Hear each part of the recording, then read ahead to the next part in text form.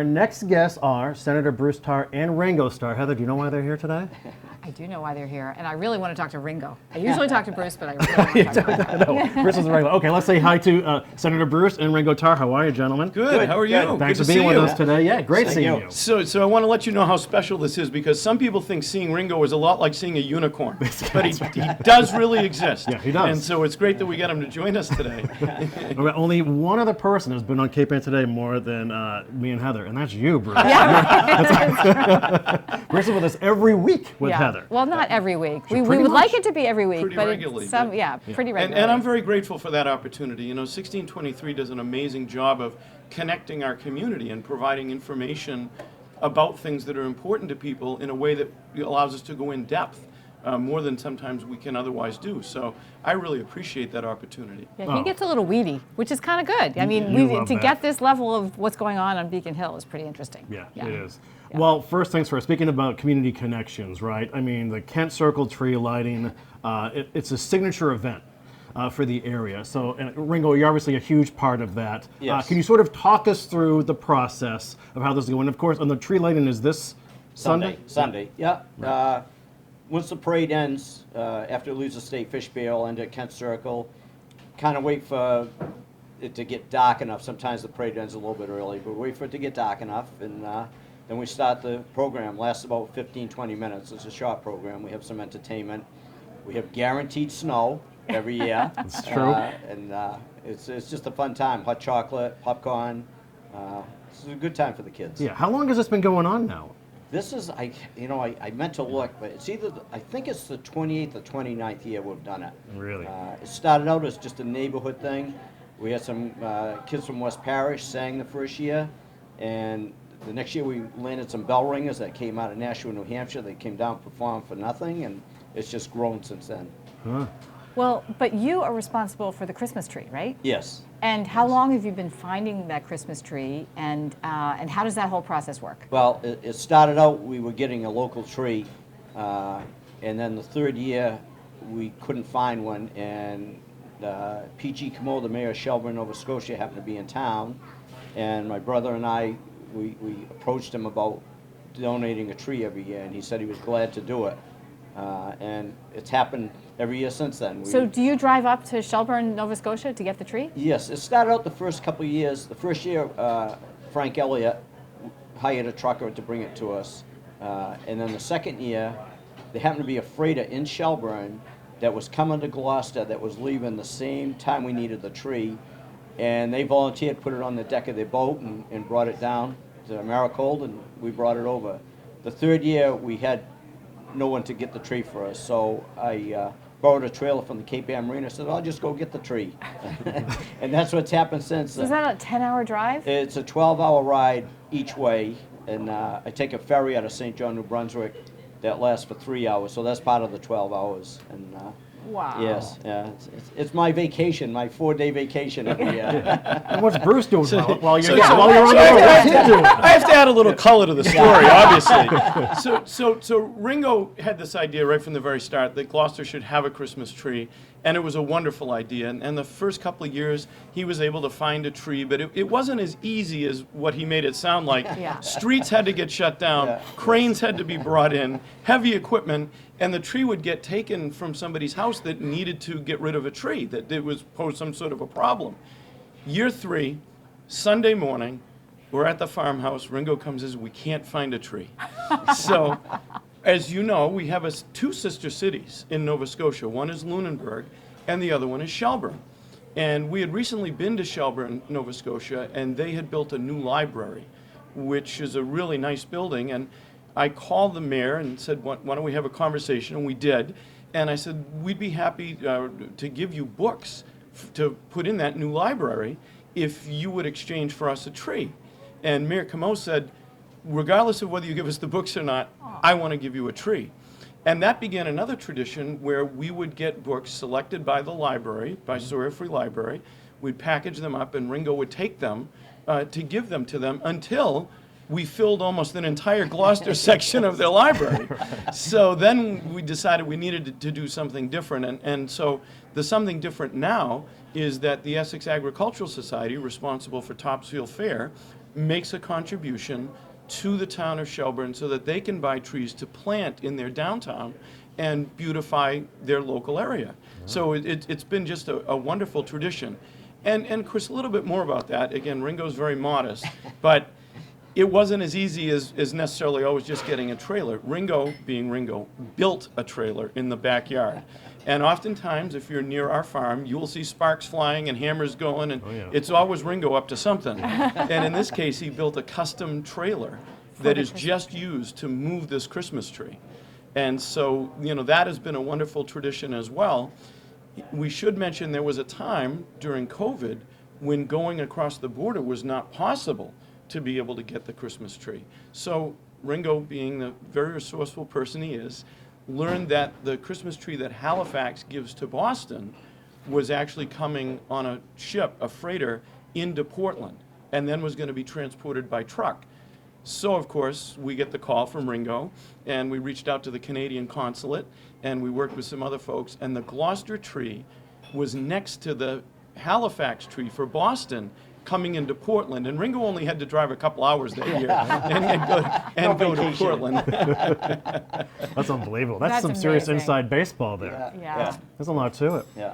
But we all know what it takes to put our own Christmas trees up. Well. So I've always wondered about that. I thought this is like no easy feat, getting that just getting the trees. Yes, And clearly yes. cranes Yeah, and yeah. shooting down Yeah, roads. and when we did it down Kent Circle, we had 2 truckloads of concrete in the ground with the pipe to support the tree, so the tree will snap way before it will get uprooted. And, Yeah. So it can't go anywhere.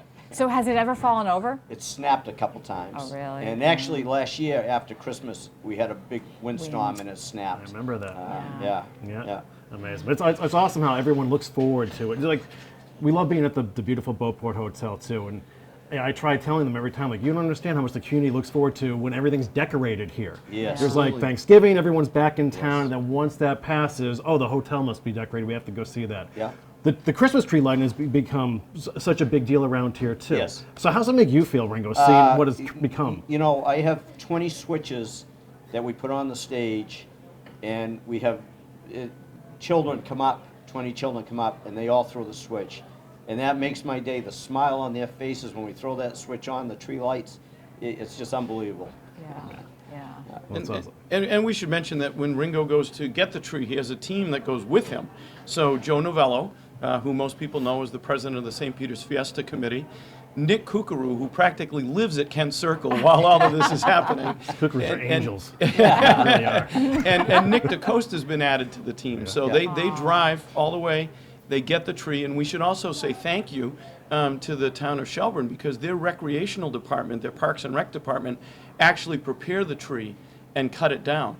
And so that's part of the gift from Shelburne to Gloucester. And there's a lot of intricacy to that because they tie the branches up so that it can travel safely.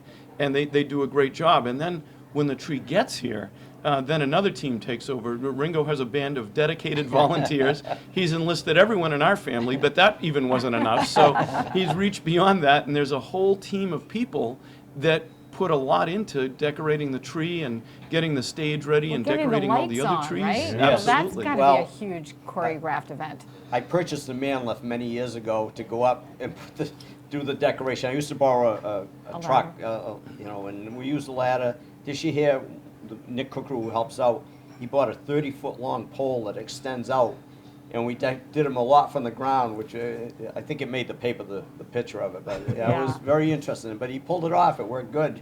Well, we're so appreciative of the work that you're doing, Ringo, to thank put on you. something like that. Thank you. Now, Bruce, we know you have an engagement to get to, but we do want to talk about what your plans are for the holiday season. Everyone's used to the toy drive. So how has that shifted this year? Well, it has shifted, but it's important to let everyone know that it is happening. As everyone, I think, knows, North Shore 104.9 was sold. It has a new owner, and a lot of its programming is syndicated and comes from California. So the toy drive really needs to be locally generated. So we switched this year to a web-based platform. And as of about 10 o'clock this morning, it should be live. And it's NorthShoreHolidayToyDrive.org. We also have a Facebook page, again, NorthShoreHolidayToyDrive.org, and we're on Instagram at NShoreHolidayToyDrive.org. And so we are going out and if you go to the website, there are all of the charities that we're working with, and we're actually still adding some.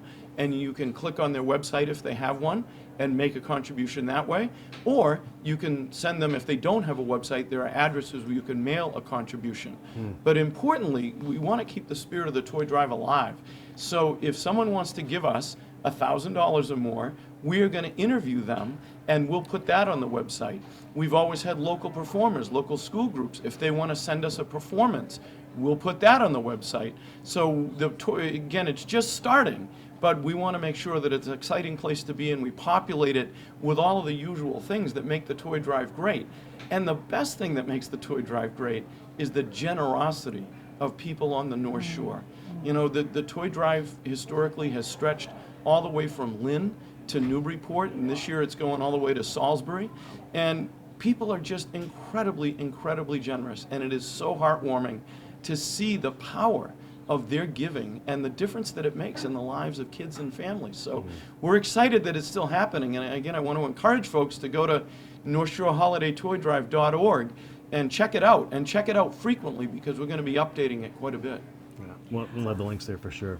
Yes. Okay, I have one last question. You two are brothers, and you are clearly dedicated to service in this community in your own special ways. Where does that come from?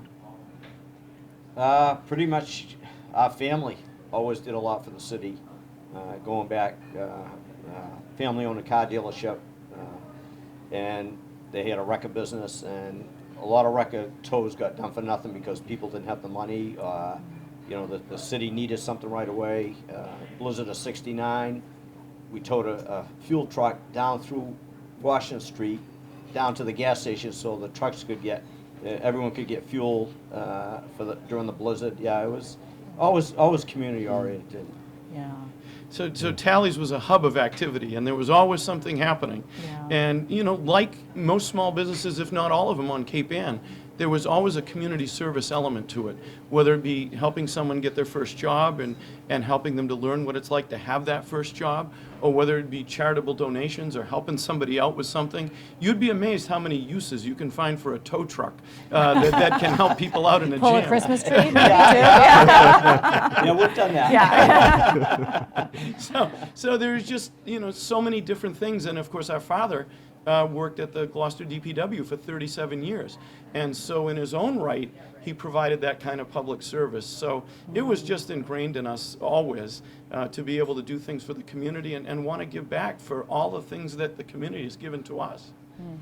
Nicely put, Bruce, Yeah. and Ringo as well. And it's been great getting caught up with both of you again. And Yeah. happy holidays to you Happy both. holidays. And we thank you for your dedication to the Thank area you. as well. We really do mean Thank it. you so much. Well, happy holidays to both of you. And again, thank you so much for the gift that you give us constantly by allowing people to come on, talk about what's happening on Cape Ann.